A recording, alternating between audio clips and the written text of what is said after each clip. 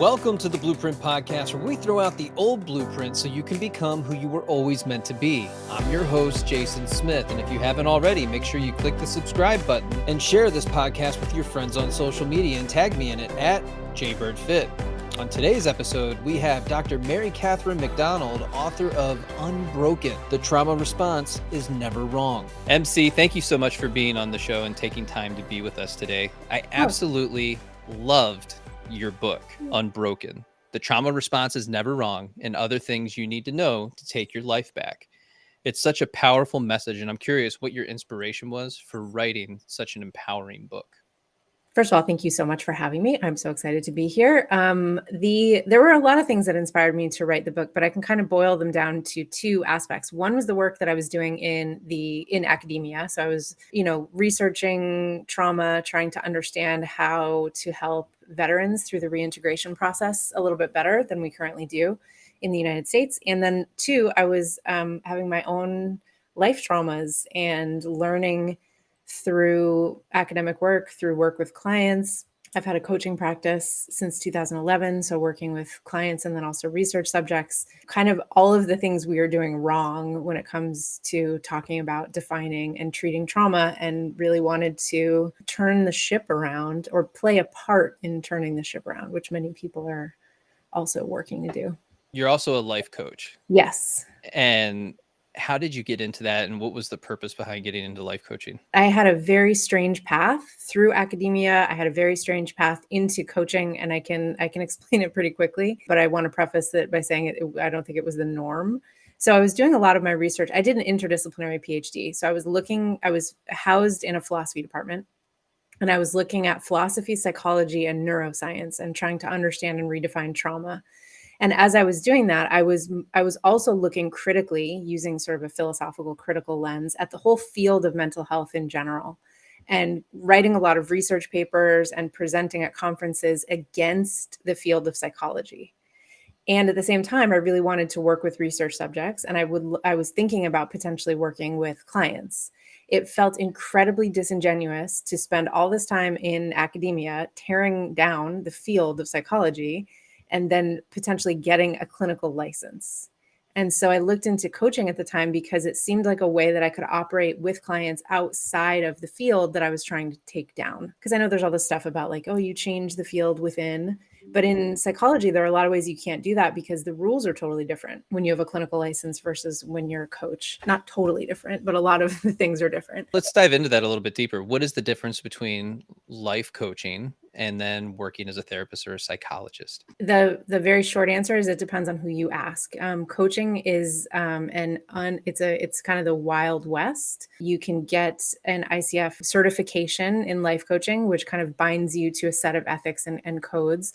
But you can also operate as a life coach just by being who you are. For that reason, it's kind of an open field. There are a lot of people. I actually had a chapter about this in Unbroken that got cut out that I want to figure out what to do with, because I think it's an important conversation that we are getting wrong in many ways. Yeah, so let's unpack it here for a little bit. Absolutely.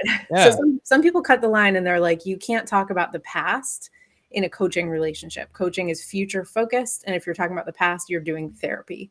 I think that's kind of a ridiculous line. And the way that I sort of add some credence to that is I ask people, like, have you ever had an interesting conversation with someone where the past didn't come up at all? Like, we are totally, the present and the future is totally influenced by the past that we just came from. And there's a big difference between referencing the past on the way to a goal and doing Freudian psychoanalysis, So some people cut the line and they say, coaching is future focused, therapy is past focused. Some people say that therapy is processing things and a coach holds up a mirror and holds you accountable. For me, I think that it's more important that we pay attention to the similarities in the fields than the differences, and think about the fact that in either situation, you're in a therapeutic relationship. And the goal of a therapeutic relationship is to grow. And that growth involves looking at barriers that are coming up and getting in the way of growth. Maybe it looks at the future and making planning. Maybe accountability is involved. I think there's a lot more crossover than we are maybe comfortable admitting. So for me, the main difference between a therapist and a coach is that a therapist will have a more singular modality focus and a coach will have a different focus. So when you go to school for therapy, there's this huge push, at least right now in the United States, to focus on one or two, or maybe a couple at most, modalities. So you do dialectical behavioral therapy only, and you work with a certain population only. And to me, as a researcher, that feels really limited because I want to know about all the modalities and I want to be able to focus on lots of different things. No, But that's you're a great. coach as well, right? So what do No, you, yeah. So when I start working with a client, I immediately tell them this is coaching of course. Yeah. and not therapy. I want to make that extremely clear because a lot Mhm. of what I go through is rooted in my experience as a police officer, on top of life experience, on top of all the training I had to include crisis and intervention. So there's this massive understanding of how relationships actually work and how we navigate them, and some of the downfalls and pitfalls that we fall into when we hit this negative stride in whatever that looks like. And so a lot of times it's that domestic relationship. And so we would get sent out to all these different places daily. I was in people's houses having conversations about their personal lives. And Mhm. so you start to look for books like yours, like Unbroken, to be able to navigate some of these tougher situations, because we're not getting the training that we needed to be able to navigate that in a more effective way. It's very much show up, take a report, do the best we can, make an assessment. And if there's something else that needs to be done there, then we move forward from there with the knowledge and abilities that we have and the Mhm. tools and resources that are available to us. Right. Right. And so that becomes really difficult for the first responder to navigate all that, because you don't really understand what's happening in the moment, because there's a lot of other stuff that's going on in the background. And we're just seeing this one little moment, this little snippet in time. Yeah. Right. And Yeah. so we're there, we're talking about the previous 45 minutes, Mhm. but Right. there's this whole lifetime Mhm. that happened prior to that. Now, we're not there for diagnosis or for anything like that, but Mhm. when you have that greater understanding of what that relationship actually looked like, Yep. before that 45 minutes when you showed up, now you can approach it a little bit differently, Mhm. potentially. Again, every situation is different. So when I'm working with a client, I just make it very clear that, this is coaching. I'm here to support you. I'm going to guide you through a process. And if anything bumps up internally in regards to something with therapy or something along those lines, I need you to tell me. That's a boundary that we set with each other. Yep. Let me know, and we won't go in that direction. Mhm. Now, there are people that are like, oh no, let's go in that direction. Right. And Mhm. so that's a personal Mhm. choice for them if they're willing to go that route, Yeah. because there's still a ton of skills and abilities. And we'll get into this in a minute, but it's like there's so many skills that we missed out on when we were younger. Yeah. And that's really what's happening when you're coaching somebody, is you're just navigating their lack of Mhm. skills. And it's not Mhm. something to feel shame about or guilt or anything like that. Yeah. You just don't know what you don't know. Mhm. And so if I can help you build that skill set, and now Yeah. you can assess your background a little bit differently and see Mhm. it with a different perspective, Yeah. now all of a sudden the blinders come off and your field Mhm. of vision opens up a little bit, and you feel a little bit stronger, a little bit more capable.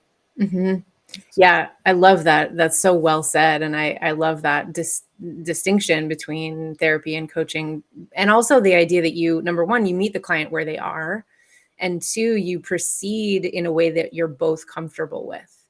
And so when I'm working with a client, something I talk about often when it comes to trauma is the way that traumatic events sort of scatter our memory files. And often that scattering is something that needs to be dealt with in therapy and also many other times later. So I think sometimes we have this frame on it that, like, oh, I've done therapy about this. So I've done, the work and I can check the box and it's done. And what we don't realize is that this stuff is really sneaky. And so I often find myself with clients being like, wait, hold on. We're looking at this memory file because we're trying to figure out, what is a barrier to financial success for you, or why does joy feel scary?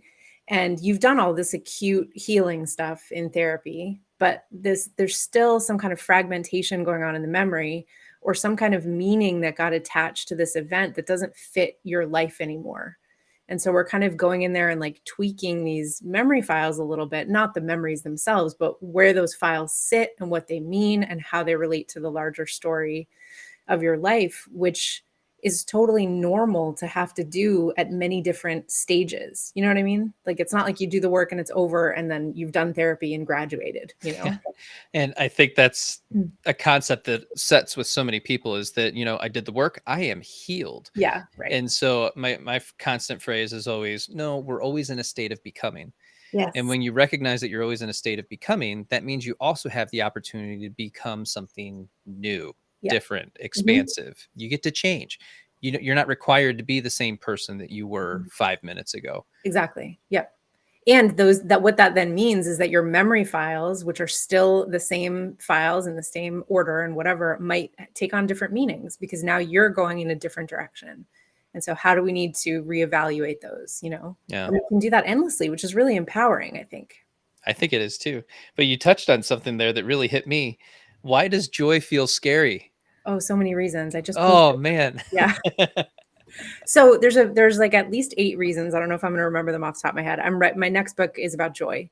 Okay. And so one of the things I'm taking on in the very beginning of the book is what comes up and gets in the way. Like it seems almost counter to everything we think about the human experience that we would like resist or avoid joy. So why is it so hard for us so often? So I dove into some of the research about foreboding joy, which is that phrase was coined by Brene Brown. Just this idea that sometimes we get stuck in these negative feedback loops in our brain and we get stuck there and joy feels impossible. And then we kind of make it impossible. And so then the question is like, why on earth would we do that? And one is because joy is an overwhelming feeling. And if you've had a trauma history, overwhelming feelings are triggering just by nature. And we can't really like selectively, we think that we can compartmentalize really well, but the human brain isn't actually really good at that. So when we try to compartmentalize intense emotions, like bad emotions from good emotions, we're not good at that. So we have to numb them all. Another reason that we avoid And we're it, really good at that, aren't we? we're really good at that. Yes. Yeah. And another reason is that we know if you've had a trauma history, you know how precarious happiness is because it's been ripped away from you. That makes going back into happiness feel really scary. Another reason is that the traumatized brain is hypervigilant by nature, and joy is the opposite of hypervigilance. And so when we feel joy, we naturally, this is the brain chemistry, the way that the brain circuits work. The fear circuit turns down as the joy circuit turns up. And then the system experiences that as danger because you're not being as hypervigilant as before. So if you think about like a sniper on watch can't like be scrolling through Instagram and laughing, right? That's dangerous. And so you have to be kind of cued into your hypervigilance. There's also sometimes negative associations that get attached to joy if you experienced a traumatic thing right after or in the midst of a joyful thing. So let's say something traumatic happened at your wedding, or something happened when you were a kid and you were in a moment of like flow and connectivity and joy, and then something terrible happened. You can actually come to associate joy with fear. Your brain kind of incorrectly labels that as danger. Totally lost count. I don't know how many that is, but there's many real actual neurobiological reasons that we can avoid joy. The cool thing about knowing the neurobiological reasons is that then we can kind of reverse engineer them and kind of weave joy back into our lives.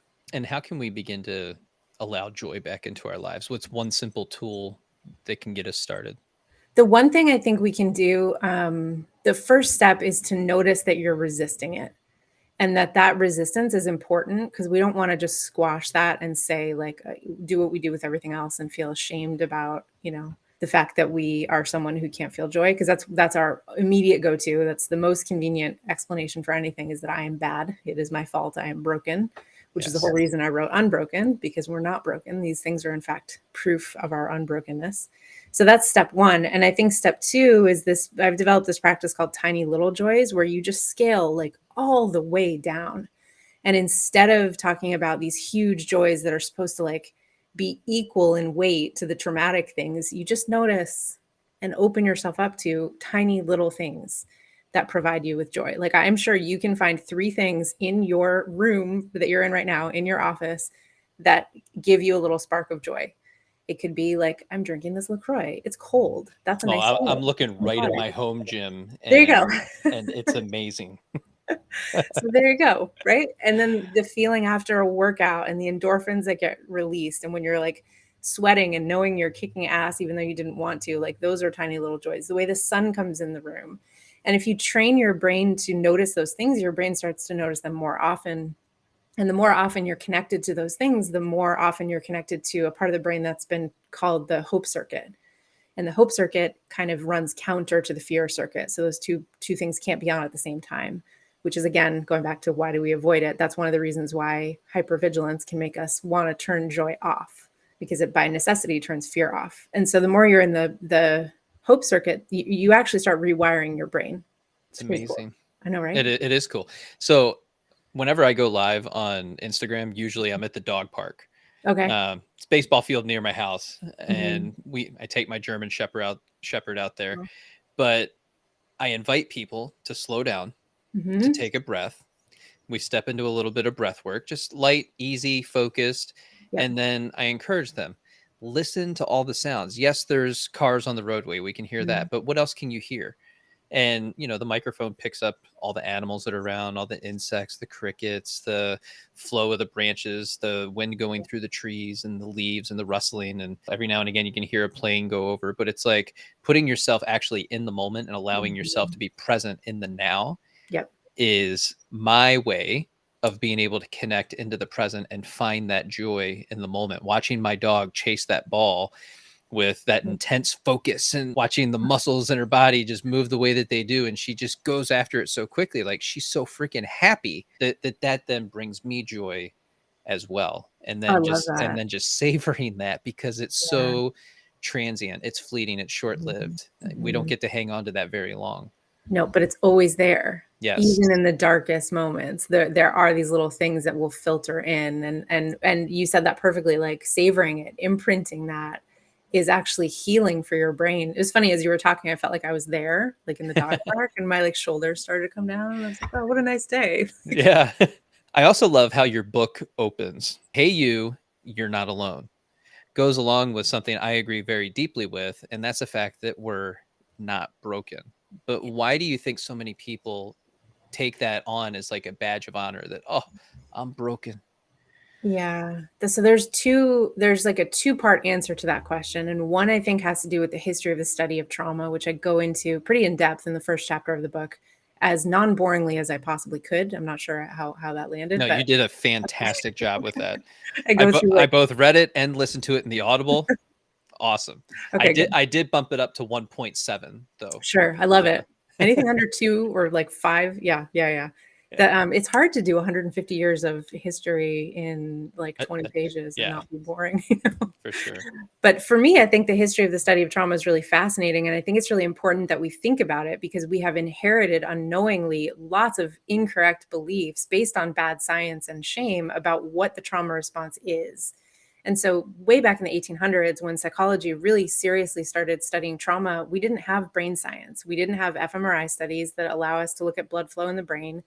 We didn't really know anything about the trauma response, about the hormone system, about the stress response system, about anything. And so all we had to do was guess. And the guesses that we made, some of them were kind of frighteningly accurate, and some of them were totally wrong. And one of the things that we got totally wrong, and I believe we've carried this into the definition even today, is that if you're having a trauma response, and in particular, if that becomes chronic, this is a sign or an indication of your brokenness. And what we now know in the science is that that's actually false. The trauma response is an adaptive evolutionary response that we would not have survived without. And so it's actually scientifically, this is not just my opinion, it is proof of our unbroken nature, not a proof of our brokenness. So the first part of my answer is that it's part of the history and the way that we inherit history without really realizing it. And the second answer, or the second part of the answer, is that we're living in a really strange time whereby struggle has become social currency and pathology has become social currency. And we have to tread really carefully here, because I don't want people to hear that as me saying that trauma isn't real. I've dedicated my life to the study of trauma. Of course, I believe that it's real. And I think that we often reach for pathology to hide, and we can use it we can weaponize it against each other, and we can use it as a power move. And so I think sometimes people try to wear it as a badge of honor because It's powerful right now. It's powerful to be the most traumatized person in the room. That gets you a lot of compassion and a lot of attention and a lot of other things. And that can look really intoxicating. But the problem is, once you've attached your identity with your trauma and fuse those two things together, healing becomes impossible, because for you to heal, you'd have to give up your identity, and your ego, like the healthy ego, will never let that happen. And so we have to be careful. What do you mean by healthy ego? Well, I think that, I mean, there's lots of different theories about the ego. And I think sometimes when we talk about it too simply, we talk about ego as being this like inherently bad thing. But the ego is a part of yourself, a part of your psyche that that isn't inherently bad or good. It just is. And so it's trying to protect you. It's trying to assert itself. And when you define it as a single thing, and then that single thing comes into question, it can crumble. And ego death can be an incredibly traumatic thing. So, yeah. It's spiritual awakening. Yeah. Yeah. Or, dark night of the soul. Right. And or a lasting trauma, or both, right? Right. Like, yeah, it depends on the method. And yeah. Yeah. And it becomes unfortunate because we end up using that language against ourselves as Yeah. well. And it's really hard to navigate that and get ourselves out of that when Mhm. you have this constant, you're in this feedback loop and you can't get yourself out of it. And it's, you know, the same words, thoughts, feelings, or emotions over and over and over and over and over again. Yep. And then you do run into this place where you start to feel angry, frustrated, irritated, Mhm. sad, lonely, depressed, isolated. And I speak from experience. Like, I've gone through this. When you put yourself into a new situation and you allow that to wash over you, it's one of the hardest things you'll ever do. That became a tool to empower me. That's an amazing gift that you can give to yourself. I believe that you can. Yeah, totally. I think if you focus on curiosity and expansion, that's the way. Yeah. Right. So it's like you take your ego, or you take whatever you're labeling this identity, and we don't have to make this so arch. It could just be like, if you're having a career shift, right, and Right. you've tied your whole identity to this one career, and now you're realizing for whatever reason that you need to make a move, that can be really shattering. And so instead of trying to do it all at once, can you like take that identity that you know you're fused with and kind of just put it to the side just for like 20 minutes? And then just see if you can find curiosity about another field, or can you find some information about someone who has made a similar career shift? And then you can go back to your previous identity. This is kind of mirroring something that Peter Levine calls pendulation, which is when you have something really scary or a huge transformation, instead of trying to like blast through it, which is so our culture right now, is just to kind of like walk into it and then walk back out, and then walk into it and then walk back out. And every time you do that, you're teaching your nervous system that like it can challenge and then come back to safety.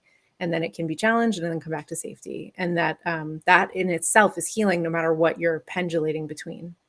Now, was that part of your work with the veterans, helping them transition into new life? Yes, a lot of it. So I worked with two populations that might be surprising, and one of them was veterans, and the other was previously incarcerated gang members. And both populations, we were focusing on reintegrating into, you know, quote unquote civilian society. So you've had this really unique experience that's really different from the rest of society in the United States. How can you kind of reintegrate? And a lot of what we were doing was looking at how your trauma has imprinted on your worldview. So if you are a gang member, for example, who has spent 20 years in prison, and now you come out and you're working on a factory floor, there are some aspects of the way that the factory floor functions that are going to look a lot like the way the yard functioned. And so how can we intellectualize that and figure that out before you're triggered at work and then lose your job and then make reintegration impossible? And similar with veterans, where especially in the United States, we have a huge military civilian divide. That is one of the most corrosive things that you can have when it comes to trying to reintegrate post-military career, even if you've never been deployed. And so how can you navigate kind of civilian society that is so, so different, and also conquer this idea that like your trauma is telling you that it's telling you a lie, which is that you are isolated because, you know, something is wrong with you, and the world is not something that can be trusted. Peace is impossible. Love is a lie, right? All of these things. So trying to just sort of notice those stamps on your worldview, and then how do we move around them? I know.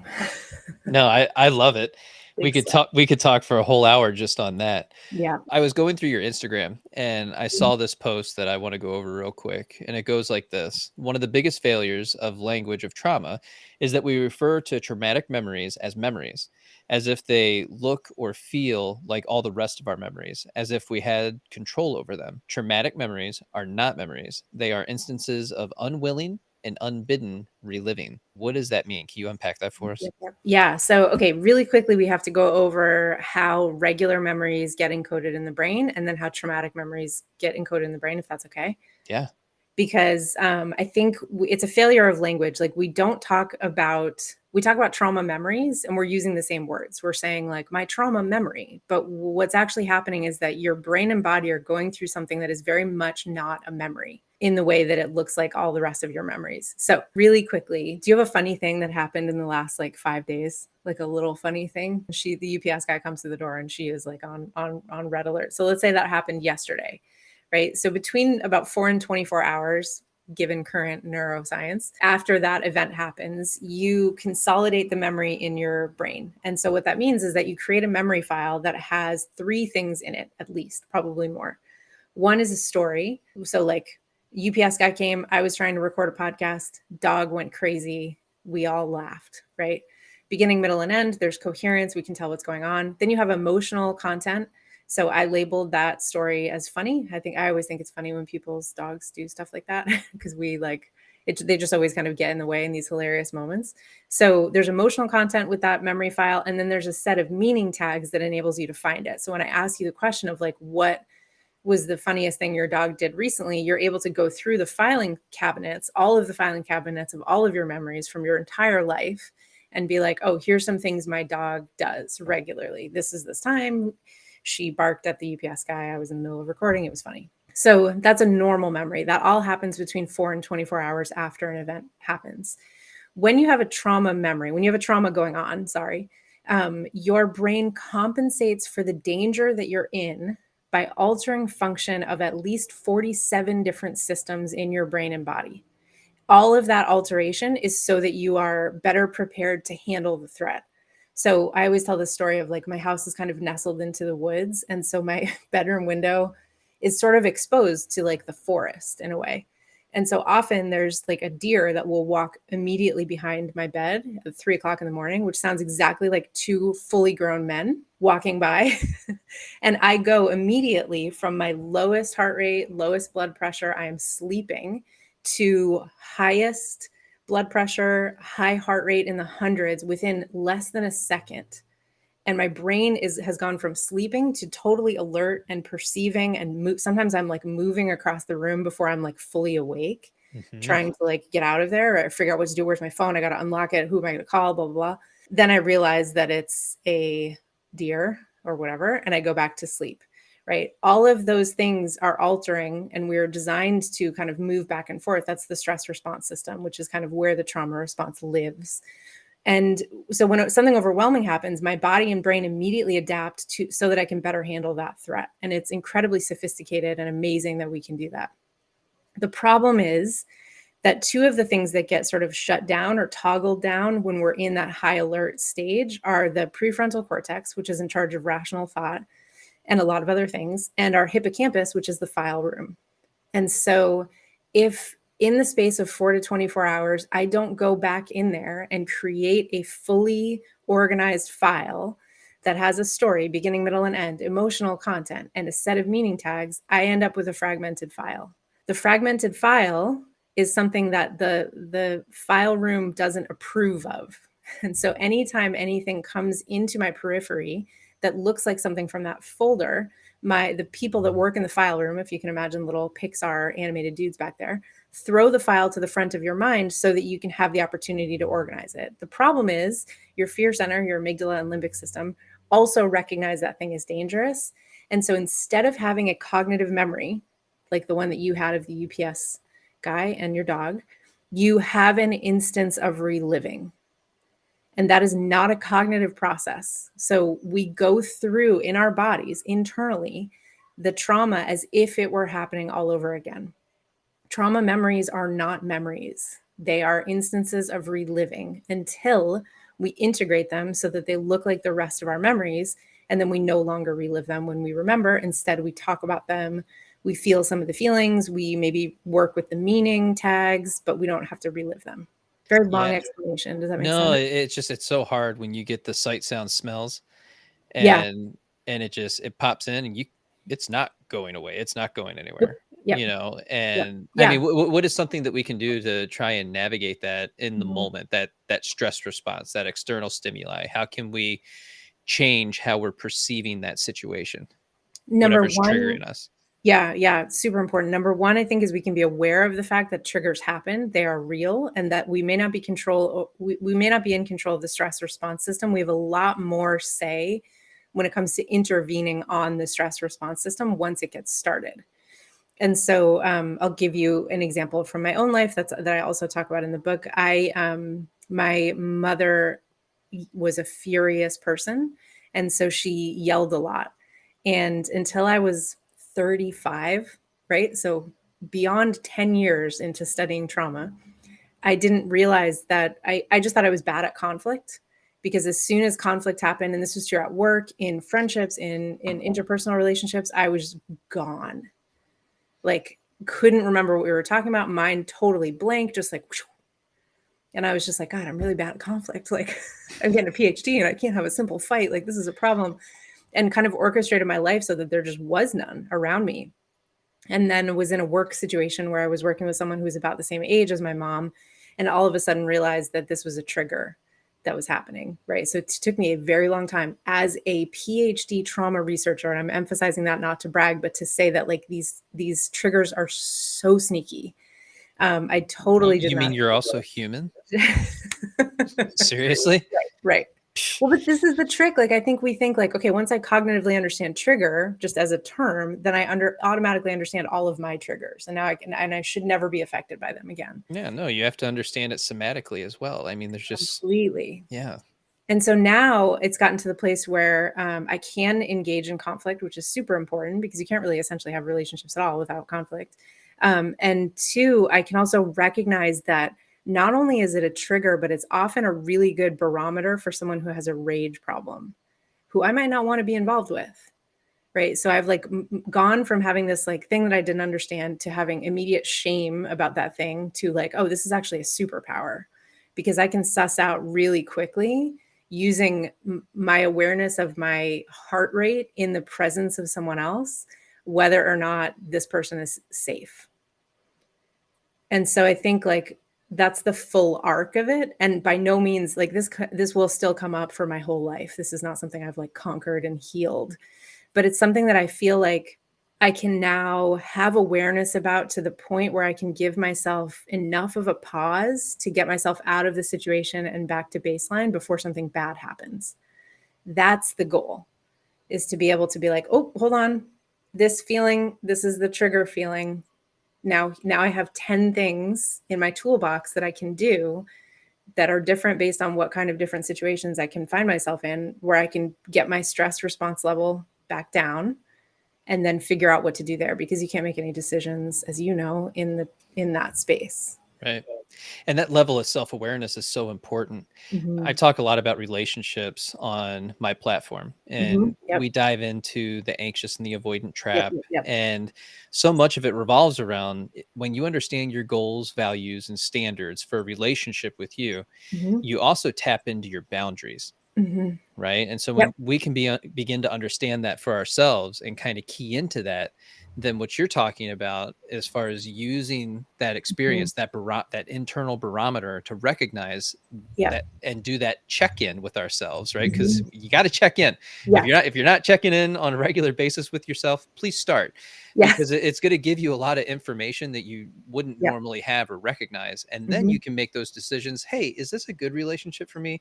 How Yep. do I feel in this relationship? Do I like Yep. this experience? Am I Mhm. having fun with this? Do I feel comfortable? Do I feel safe? Right. And it sounds like a lot of questions, but it's happening all at the same Oh my time gosh. Yeah. if you allow it. So Yep. And your body is such a sophisticated, fine-tuned barometer. It is giving you information every second of every day.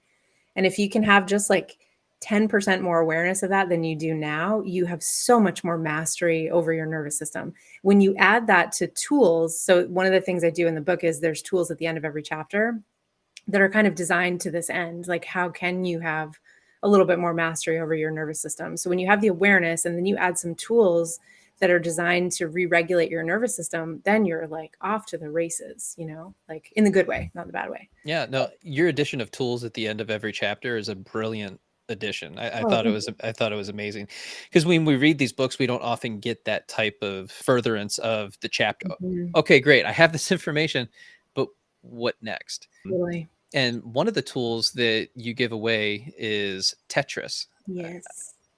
Explain that to us, and how that's helpful for the traumatic brain. This is one of my favorites because number one, the Tetris movie is excellent. So if you haven't seen that, go see it. This is not an ad. It's just really Yeah. good. Not affiliated, guys. Yeah. Okay, relax. Nintendo is not Yeah. paying us. And but I also grew up playing Tetris, and I am so good at Tetris that when I play like on a plane, people like stop what they're doing and watch. I'm on like leaderboards in California for Tetris. Like, Yes.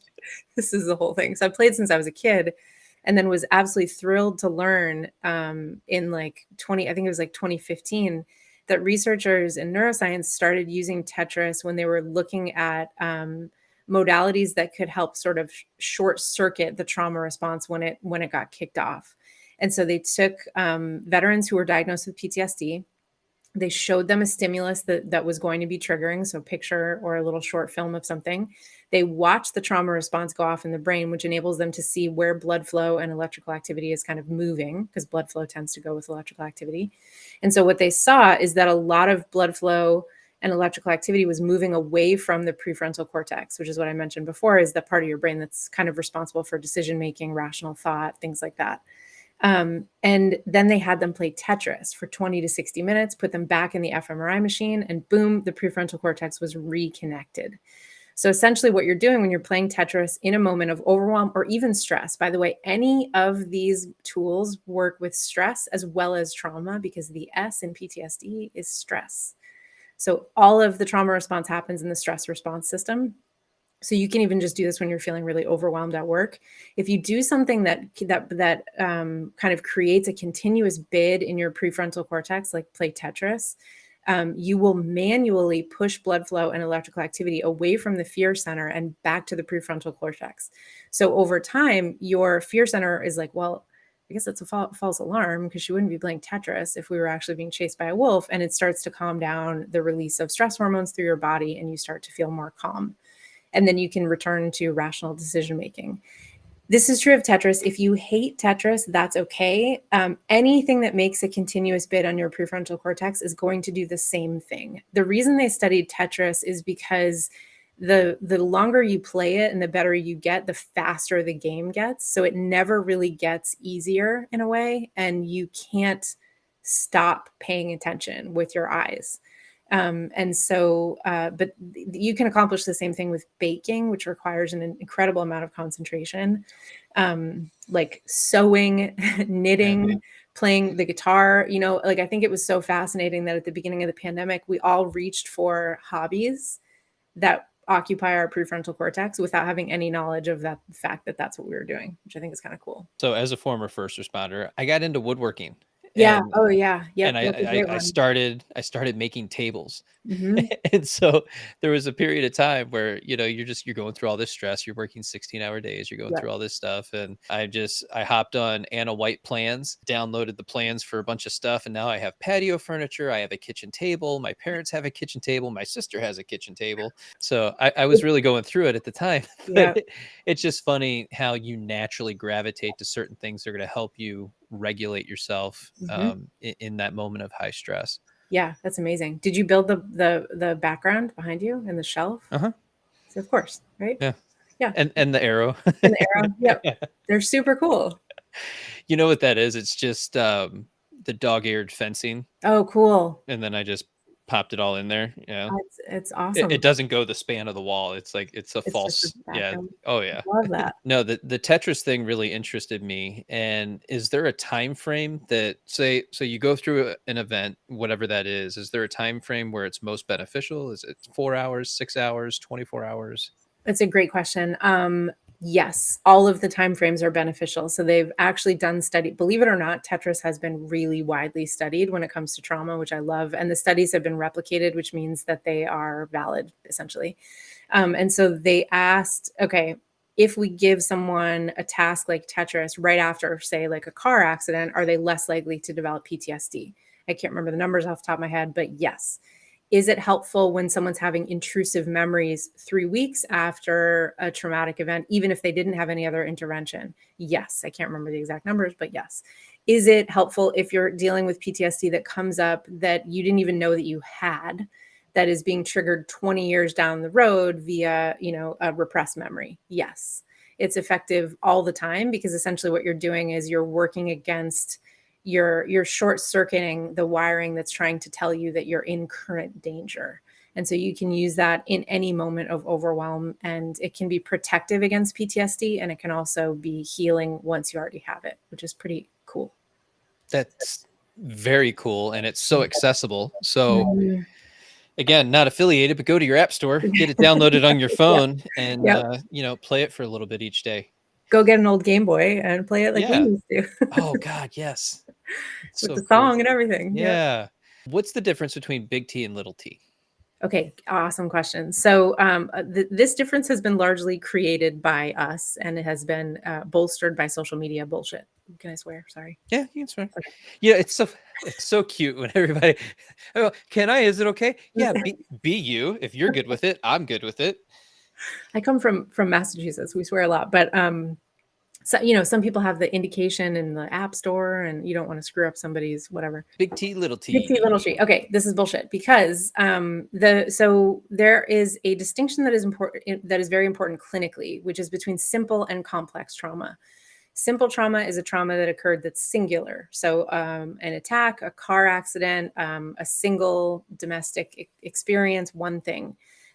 Complex trauma is trauma that unfolds over a period of time. So that could be your entire childhood, having neglect or an emotionally abusive or physically abusive parent. That could be bullying at work or school. That could be multiple deployments. That could be a single deployment, honestly, if that's going to be 9 months. Any of these things can be traumatic. The reason that there's a distinction at all clinically is because certain interventions are more effective in a different order if you have a singular traumatic event versus a chronic trauma. So if you have a car accident, for example, that has prevented you from being able to get in the car and drive to work, that's an emergent issue. And one of the main things that they will do is suggest EMDR really quickly. EMDR is eye movement desensitization and reprocessing, which is actually works for the same reason that Tetris does. What you're doing in EMDR is forcing blood flow and electrical activity back into your prefrontal cortex while you talk about the triggering memory. And so that enables you to work with the memory with the therapist while you kind of desensitize it, essentially. So EMDR is going to be like absolute first thing they do if you have a simple trauma. If you have a complex trauma, they're likely to suggest EMDR after maybe 3 or 4 other things. So it's important for a clinician to know whether you have simple or complex trauma because of the treatment path they're going to send you down. Just as it's important for an emergency room doctor to know if you have acute appendicitis or like something that's going to become appendicitis maybe in 48 hours, right? Because these two things mean you're going to be shot down different treatment paths in a different order.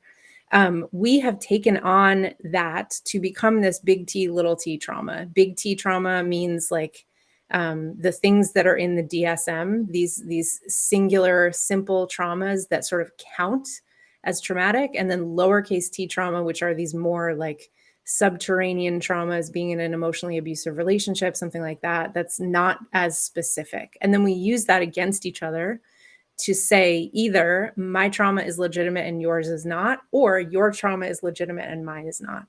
And that wreaks major havoc on relationships, as I'm sure you know. Yeah, And and so, it's not a competition. no, no, And there is no comparison. What yeah, is very real for me is real for me. right. Right. And just because you don't have a greater understanding of what that experience might Mhm. have looked like or felt like for me, Yeah. because we can go through the same experience at the same time and have a Mhm. completely different Completely. reaction and Yep. relate it much differently in our mind and body, Totally. right? And then Yep. it shows up differently later on. So Of course. again, stop comparing.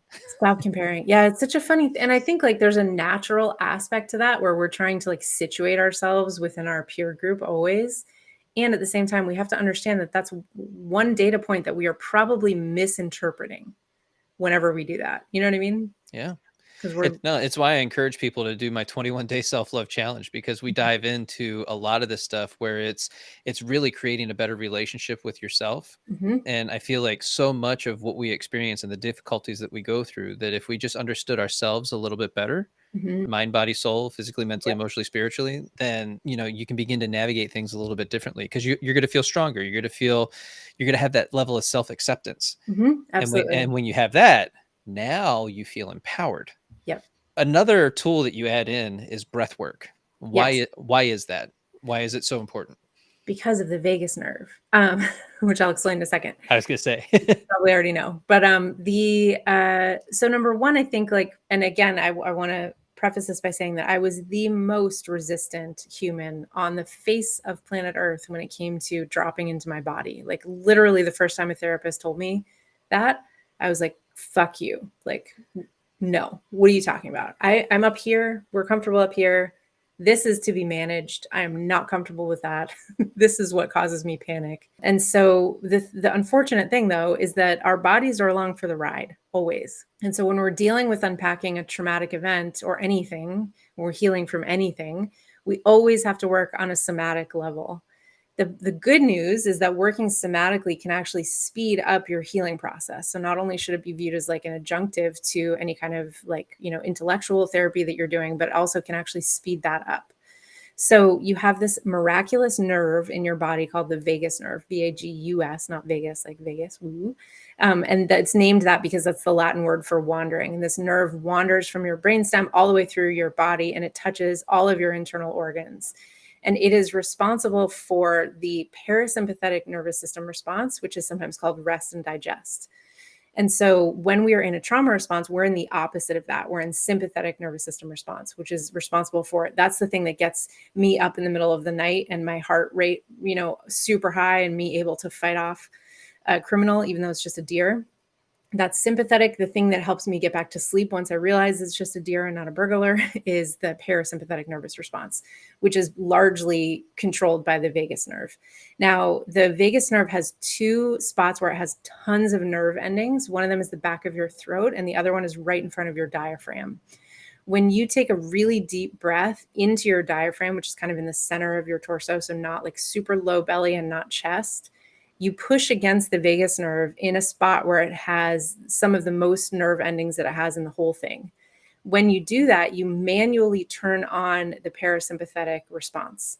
So you can go from fight or flight and absolute freak out to rest and digest within like 6 breaths if you know where to aim it.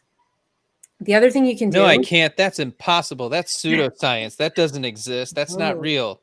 false. Unfortunately, yes. Try it Oh, in traffic. The next time you get fired up in traffic, like just take yeah. 6 breaths and see what happens.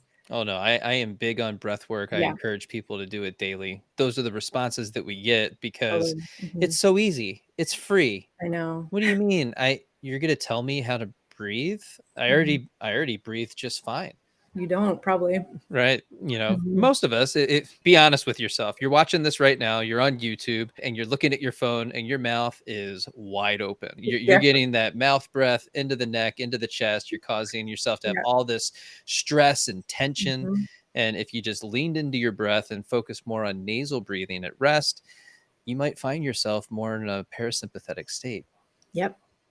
Ta-da. Yeah. And so, what is a breathwork cadence that you would run somebody through? What would that look like for them, and how would they Um, position themselves?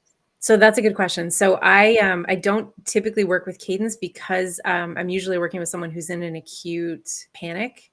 And when you tell someone to breathe for a certain amount of time, sometimes that can kind of increase the panic response just intellectually. So I always say like forget the numbers. You can do 4-4-4 box breathing or like whatever cadence that you want. But when someone's really in an acute situation, I say lay down on the floor on your back with your feet flat on the floor. So your knees are like in a triangle, and just try to, because when you lay on the floor on your back, your breath kind of naturally goes towards your diaphragm.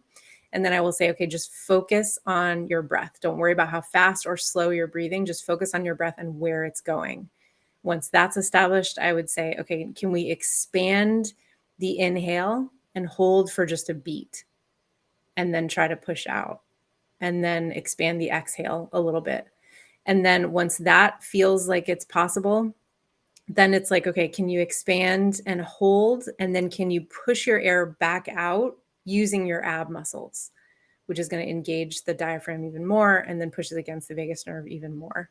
And so that's, I would focus there, especially if someone is a beginner and is not used to breath work, because then you at least know that the breath is going to the right place. It's so easy for us to get into shallow chest breathing, and then which actually activates the sympathetic nervous system. So if you're ever feeling really low energy, take a couple of short, quick breaths into your chest, and that will increase your energy. It's miraculous stuff. No, it really is. And you talk about being grounded. What is grounding and what does that mean for us?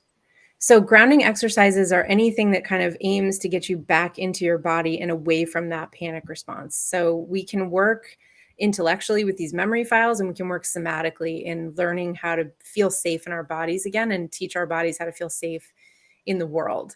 There are 1 trillion grounding exercises. You can Google grounding exercises and you can find your favorite ones that work really well.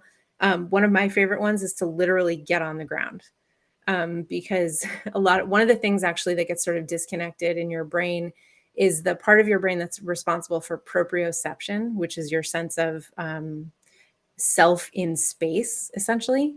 And so that's why sometimes the perceptions can feel really strange if you're having a panic attack or if you're hyperventilating and all of a sudden like things start looking perceptually different. It's because your proprioception part of your brain is kind of turning off a little bit. Getting on the ground and literally feeling into the ground underneath your back or your front. If you want to lie on your stomach, actually you'll push against the vagus nerve from both directions, which is great. And you will actually notice within a couple of seconds a lot less fear and panic, because you're telling your body that you're not falling through space, essentially. But you can use lots of different tactile things for grounding. I usually have on my desk, but I don't right now, like a fidget ring that has little spikes on it, because feeling a tiny little bit of pain can help you ground into the moment. That can help with mindfulness. Cold water on your hands can help with this as well, just feeling into that tactile experience of having cold water on your wrists. What are some of your favorite grounding exercises? I feel like Oh I'm picking man. up a huge bunch. So my big thing on social media is take a walk with me. Yes. I throw on a weighted vest, and this sounds probably a little more extreme than what most grounding exercises would be. But for me, it's getting out in nature and being Yep. outside, going on that walk, allowing myself to get out all of that nervous energy. And Mhm. that's really what helped me navigate a lot of like the stress and feelings of Oh my gosh. anxiousness that I was going through. So it turned into I would go for 3 miles and then I would go for 6 miles. And now I go for 9 miles a day. Yep. But it's such an amazing feeling when you're done. It's a way for me to manage those thoughts, feelings, and emotions that take me to a place that I don't necessarily want to go or be. Yep. And then I stay more centered.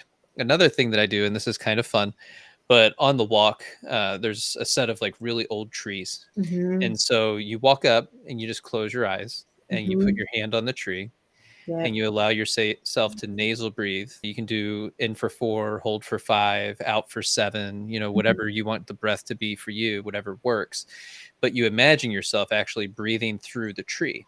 Mhm. And it just automatically your shoulders drop, you Yep. relax, and you feel so much calmer, but you almost also feel connected Mhm. in a weird way. And it's like, I know it sounds woo woo and spiritual and really odd. You can almost see it's almost like a meditative state that you're in Mhm. because you begin to see things like geometric shapes and different colors and stuff like that. Now, I don't know the science behind that and why that happens when you close your eyes. It could just be that the sunlight's shining on me and I'm seeing all these things. I'm Yeah. actually just seeing my eyelids, but whatever it is that you are seeing when you see that, it's relaxing. Yeah. Right. I'm so glad you brought that up, because I knew I was forgetting something huge, which is the power of movement. Yeah. Now we're learning in all the longevity studies that the absolute most important thing for longevity is exercise. And living a sedentary life can be really dangerous, which I know sounds so scary to so many people, especially if you do live a sedentary life. But the benefit of movement, in addition to longevity, or maybe the reason it contributes to longevity, is that it completes the stress cycle. So your stress hormones are sort of like herding dogs. Like if they don't have a job, they're going to destroy your house. And so if you walk for 20 to 30 minutes a day, and you don't have to, go to a 90-minute CrossFit class, you can walk around your neighborhood, just at sort of a quick pace, as quick as you can comfortably. You give the stress hormones something to do, which gets them out of your body. And then you don't marinate in stress hormones.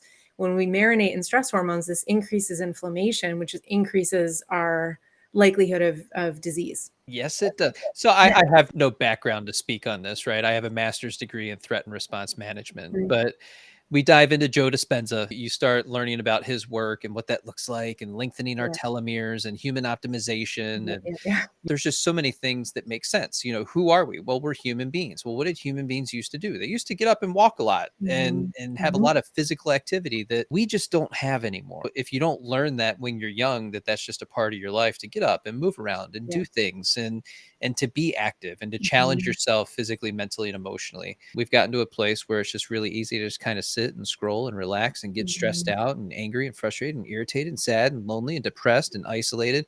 And it's like, whoa, that sounds overwhelming, right? Yeah, Mhm. cool. Get up and go for a walk. Right. Is it that simple?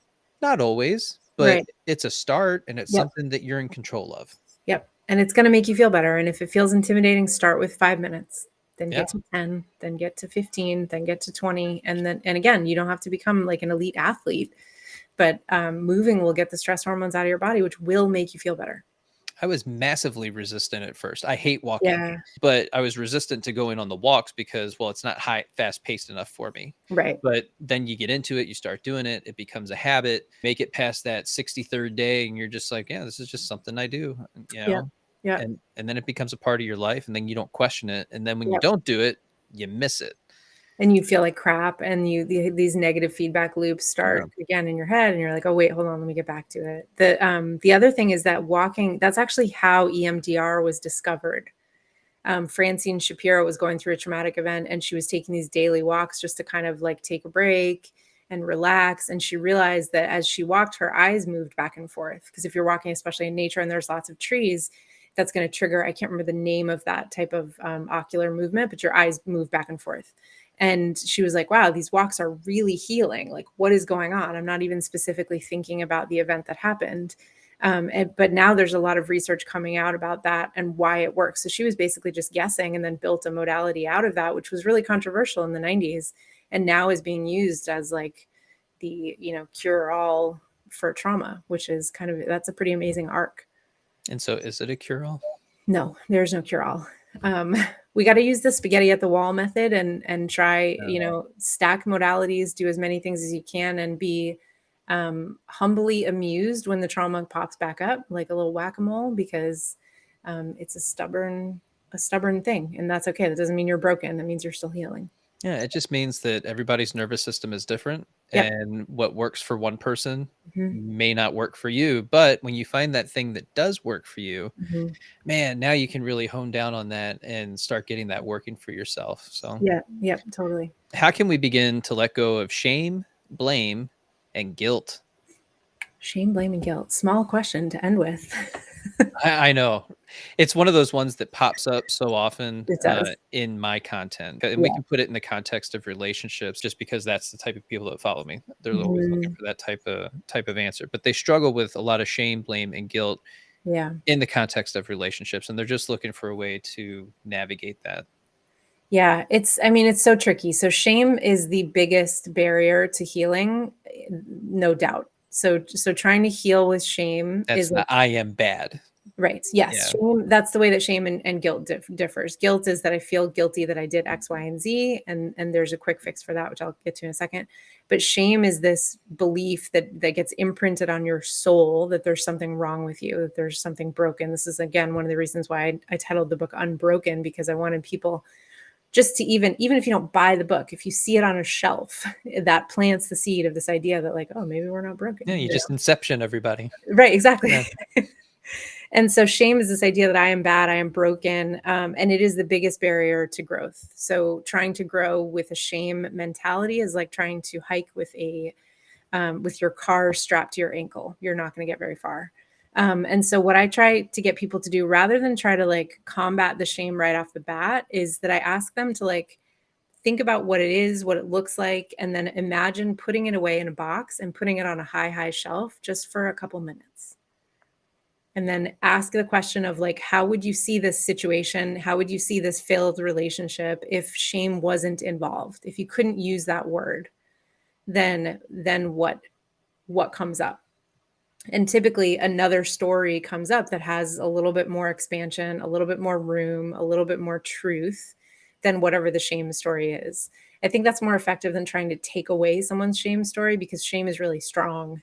And so if we try to take it away, it just tries to punch back, you know? When it comes to guilt, you know, guilt is like, there is something tangible that I can point to that I did wrong, and I'm feeling bad about that thing. And I'm not necessarily imprinting that that makes me broken or bad, but I'm carrying around this guilt. There are two really effective ways to deal with guilt. One is to see if there's anything you can do to make amends with the person in real life, right? Can you go back in a way that feels safe to them and to you and apologize and take ownership without blaming the other person? We'll get to blame in a second. And if you can't, because they don't want to hear from you, or because they're not around anymore, Yeah, it just might not be appropriate. right? Or it's not Yeah. appropriate, then you can commit to yourself to make a living amends, which is you recognize the thing that you did wrong. You recognize that you're going to have the opportunity to commit that wrong again. And you make a commitment to yourself that instead of that behavior, you're going to do one of these other three things.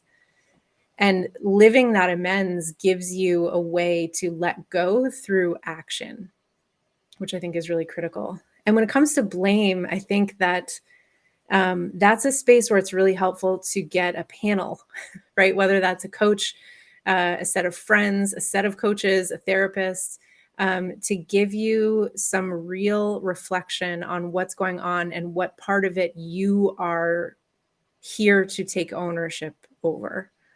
Because if you're blaming an entire relationship on one thing or one person, you are missing things. And that's okay. We all do that. But whatever you're missing is bound to come up again. So if you want to move forward and have better relationships, then try to figure out which pieces are really appropriate for you to take ownership. You also can't take ownership of all of it. So if you're blaming yourself for the whole thing, you're also probably missing things. You know what I mean? I do know what you mean. I talk about this all the time. If you can move beyond blame, Mm-hmm. then you have an opportunity for repair within that relationship. Yep. And to build a better relationship with that Mm-hmm. person. But if you're constantly in that state of blame and you don't have either the self-awareness or the ability or emotional capacity to accept your portion Yep. of what's happening in that moment or has occurred in the past, Yep. you're going to struggle, and you're going to Mm-hmm. struggle the rest of your life. You Mm-hmm. really have to get to a place where you can move past blame, move beyond it. Yep. And just that statement lights people's hair on fire. They can't deal with it because it is their fault. They did this. They made this happen. And it's like, okay, but how is that helping? Mm-hmm. And is it ever going to be resolved? Can you ever forgive this person? What type of experience are you going to have for the rest of your life now? Is this the Right. next 50 years for you? Right. Where you just harbor this blame and anger and resentment? I don't Yep. think any of us want to live like that. No, that's scarcity mentality. And there's a great way to throw a wrench into that mindset, which is to say, okay, it's all the other person's fault.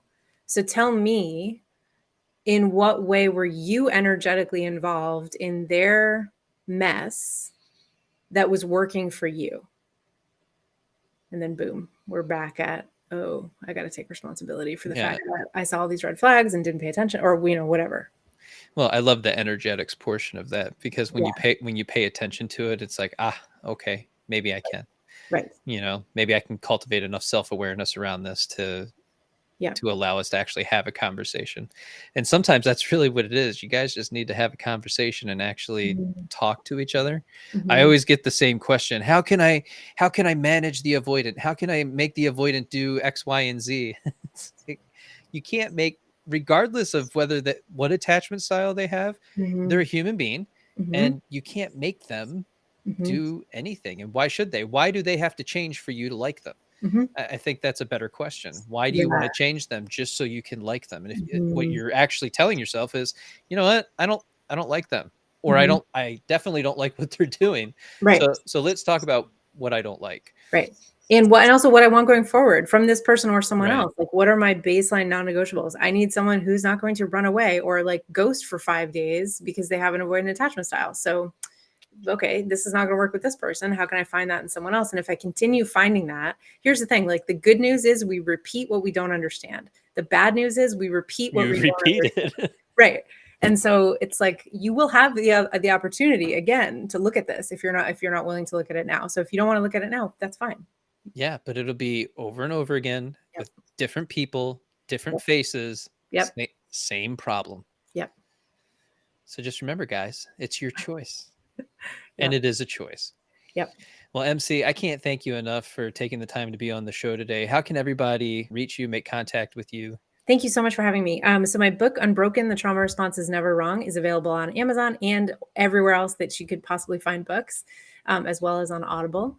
And then you can find me on TikTok and Instagram at the same handle, which is just mc.phd. And then my website is alchemycoaching.life.